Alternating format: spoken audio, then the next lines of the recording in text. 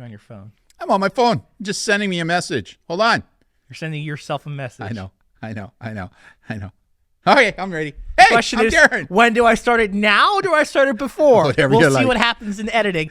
Welcome to the White Hatter YouTube News Show. My name is Brandon. And I'm Darren. Let's get into some news topics, shall we? In the news. First news topic from last week Clearview. is Clearview AI Back in the news again. agrees not to sell its facial recognition data to private companies. But they're still selling it to government and agencies, right? Yeah, so Clearview is that company that became really popular about, maybe 6 or so years ago?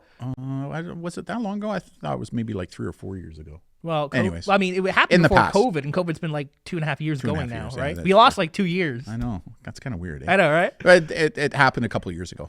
So Clearview is that company that announced they're using advanced artificial technology to go on the internet and scrape everyone's faces in order to Facial link recognition. them to their identity. Yeah. They agreed now to not sell their services to private companies, probably because they're involved with every government around the world now, so they don't need to. Yeah. This comes down to the old adage that I think any news is good news. It doesn't matter if it's good or bad. I mean, when this broke many years ago, it was interesting, right? Because we know the research out there shows us that there's a lot of false positives associated with facial recognition technology. Yeah. However, in some circumstances, their technology can actually help law enforcement when it comes to identifying both victims of crimes as well as suspects involved in crimes. But they're only going to be selling it to government agencies, right? Yeah.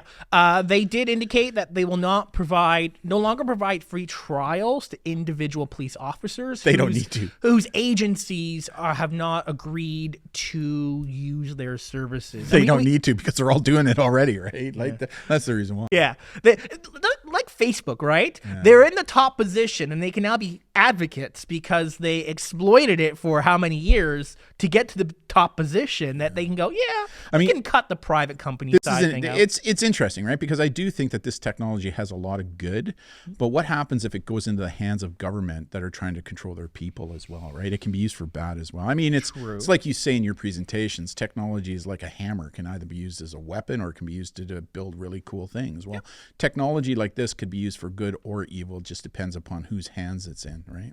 Yeah. Now, some governments have banned, like some local governments have banned this type of technology anyway. So anyways, interesting move on their part. I guess trying to be a little more go consumer, I guess. I don't know. It's weird.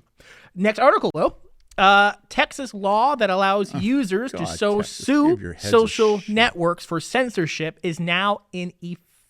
Okay, hold on a second here. Last week, we talked about the fact that Donald Trump sued Twitter over the very issue, and the Supreme Court of Canada said, go pound sand. That wasn't Canada, it was the Supreme Court of the Sorry, US. in the U.S. Yeah. Go pound sand, President Trump, because Twitter is its own company, and it can say and do what it wants, and it can ban whoever it wants.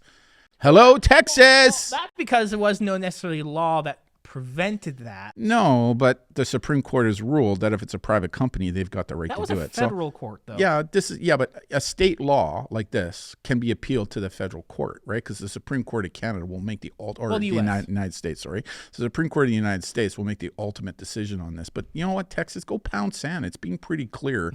And Texas, once again, you're putting a law in place. Let's see if it survives the Supreme Court. Now, in the United States, the Supreme Court has changed its structure with who's on the court, so maybe they might have a fighting chance this time. But hard to say. I mean, it could be. The tech industry groups are appealing this to the U.S. Supreme Court. Well, they should. Hard to say. The argument being made here is that accounts and services offer over 50 million users, I think it was the threshold, they're talking Twitter, Meta. Should be treated as a public forum.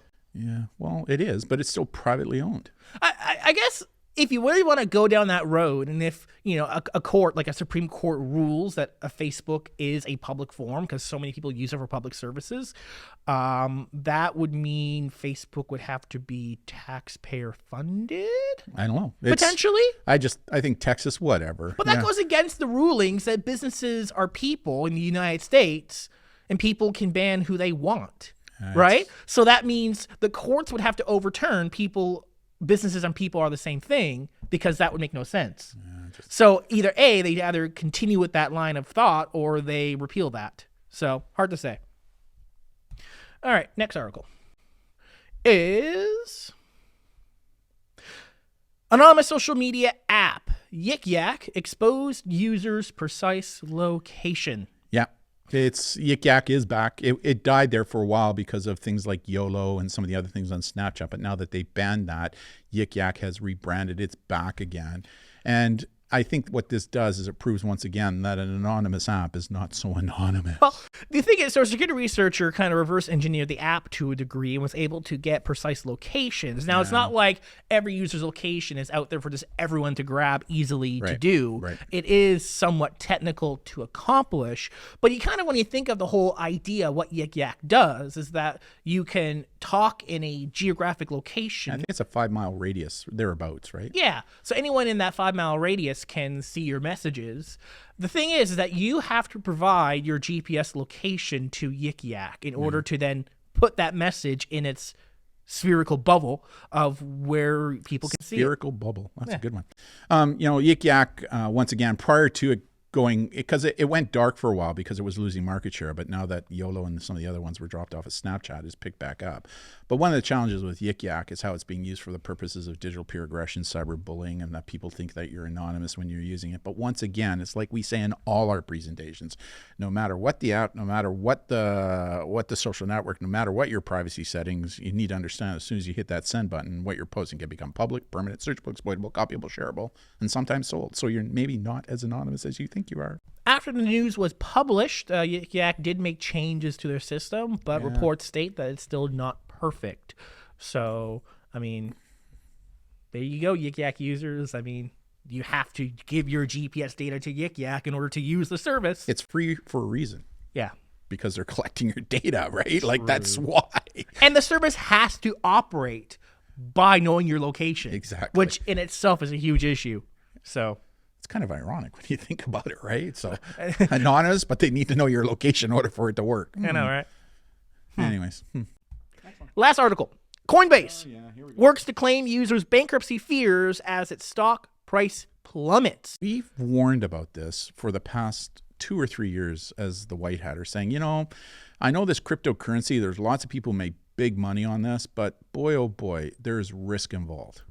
So Coinbase, which is one of the leading cryptocurrency exchanges, people can trade cryptocurrencies like a stock exchange, but for cryptocurrency. Yeah. People were looking at its policies, and there is a contingency policy where if Coinbase is to go bankrupt, they claim that all cryptocurrencies held on their system would be the sole property of Coinbase to use in the estate for the bankruptcy. See, that's the difference between cryptocurrency and banks, right? Like banks, if they go under, there is insurance in place to protect your money, right? When it comes to cryptocurrency, not so much. It's kind of like you were talking about it. There's a great show on Netflix right now. I forget what it is, but it talks about a Canadian crypto-based company out of Vancouver that made huge bucks. But the creator of it was an LLPOF, which is liar pants on fire. And so as a result of that, he made millions of dollars fraudulently through this cryptocurrency, and he then went missing. It was reported that he was involved in a plane crash and somewhere in South America or something like that, but he's never been found. But he was the only one who had the code to the wallet in which all this cryptocurrency. So there was like millions and millions of dollars, and nobody has access. And there were a number of Canadians that lost their houses and the shirts off their back, and they're not going to get their money back. Yeah, so I guess there is fear here that Coinbase could potentially be that because, if because over the past week, cryptocurrency has just nosedived all across. Some cryptocurrencies are worth zilch now. So there's a lot of trouble happening with cryptocurrency right now. One of the things I say when it comes to cryptocurrency and NFTs is only use money that you're willing to lose. Like there are people who... Isn't that just regular stock market trading? Yeah, but there were people who remortgaged their homes to get money, to go into cryptocurrency because there was money to be made, or at least appeared to be made. And don't get me wrong, I think there are people who created the cryptocurrency market who have walked away with billions of dollars in their pockets and are no longer invested because they saw that this thing was going to go the way of the dodo bird if people weren't careful. Yeah. And this past week, it has taken a huge hit, and people have lost their shirts off their back. They've lost their houses as a result of this. And what's more fearsome here is like services like Coinbase, because they're not regulated as if like an actual stock market. They get to walk away. They claim that if they claim bankruptcy, all the coins and value that's stored on their system is theirs, and you will get none of it. See ya. So, I mean, I've seen a lot of people right now online talking about get your stuff out of Coinbase and put it into like cold storage. Yeah, I just think crypto is so volatile right now. Getting out of crypto if you can, if you can get out of crypto in a positive, well then get out of it now, right? So you're walking away. At least you're in the positive. You know, I just think. Fortunately, a lot of people are right now in the negative. Yeah, it's bad. Yeah, it's bad. So, but we warned people a couple years ago saying, stay away. If you do, only gamble. Like, think of it like gambling. Only use the money that you're willing to lose. If not, you could lose the shirt off your back. Not saying the money and the value can't go back up. Like any market, either artificial market or real market. It's all subjective, anyways. Now, one of the things I do like is the blockchain technology behind crypto, right? In fact, banks are looking at blockchain as a way to kind of deal with what it is that they're dealing with, which I kind of like that idea. Yeah. But I mean, the cryptocurrency, like it's air, right? Like it's air. Is it an artificial market? I mean, I guess that's the whole question of markets in of itself. Yeah. The value and, what is a plastic Canadian dollar worth, or I guess a plastic $5 Canadian dollar worth? Like, what does that symbolize? I miss the days when we had pennies and nickels and dimes, right? But even then, that's just a piece of metal. What is that? What is that? I mean, I guess you can go back to the old, here's a block of gold that has actual, material. Well, somebody put material value on it at some point in time. Well, the material value is the scarcity of the metal. I guess. Which creates demand, which then that's how you base the price. I mean, even still today, a lot of currencies are based off of gold because gold is that. The gold is the gold standard. Basically, yes. You're welcome. That's your education for the day. There's only a finite amount of gold that exists on the planet. Right. Unless, of course, Elon starts harvesting from the moon or other asteroids. Or you're a leprechaun.